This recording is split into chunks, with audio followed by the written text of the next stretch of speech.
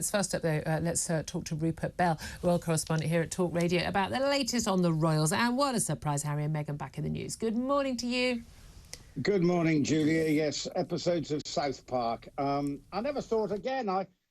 This whole subject keeps going in new directions all the time. And an episode of South Park last week obviously is called Controversy. But now it appears they're upset, but they're now not going to do anything about it, and suddenly realising that silence is the best form of attack.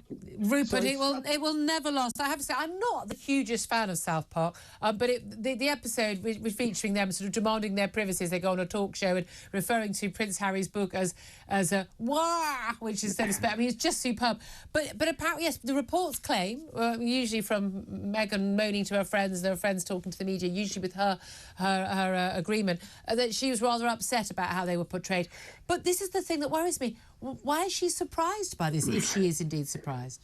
Well, this is it, because they're basically getting some of their own medicine coming back at them, because they've been on the attack and coming a go at the royal family, with whether the Netflix documentary, whether through the book Spare, and now suddenly they're being lampooned and having criticism coming at them, from a cartoon, and they suddenly find that they're on the defensive. And in a way, it's their own medicine coming back to haunt them. They basically got something coming back at them. They don't like it. And now suddenly they now need to take a look at themselves and think, well, actually, if we don't like it, what do other members of our family feel like when we're attacking them all the time? Absolutely. Now, OK, it's a very different set of circumstances, but it's in a way still linked. And the whole thing is just adding to the soap opera element to this whole issue. Yeah, exactly. And the interesting thing, of course, is there's still this debate about whether or not they're going to come to King Charles's coronation on May the 6th.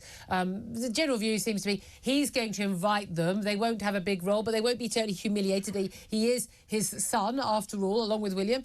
But we're not really wanting Meghan there. And, of course, this big concern over security, which Harry and Meghan claim is an issue. I mean, I think if the world's great and the good can manage to come to Westminster Abbey for the coronation, I think Harry and Meghan are probably going to be safe. But there's also just this issue that, you know what, they've lost so much popularity here.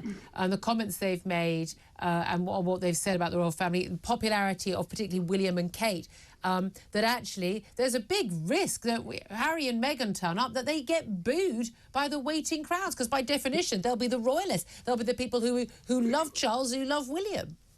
Exactly. And the security issue is a complete sideshow, because there will be more security over that week than you can, just like there was at the funeral, because all the great and the good coming in, there is no worry for security, and he will be afforded the necessary security when he is here. It's the long-term security cost that is the issue here. So they can't use that as an excuse during the coronation. That is not an issue. It is the popularity is ultimately their issue now within this country. And of course, they're not very good at reading the room anyway. They are not. So this could be their problem. And yes, Harry, the King wants Harry there. Meghan can probably hide behind the fact that it's Archie's 4th birthday, and that can avoid that. But again, whatever, they've got to make a decision sooner rather than later, because it's adding to the soap, again, this drama that is unnecessary, when ultimately it should be a celebration of the new king, his crowning moment, to state the obvious. Quite literally. Rupert Bell, royal correspondent there on Talk Radio, thank you very much indeed.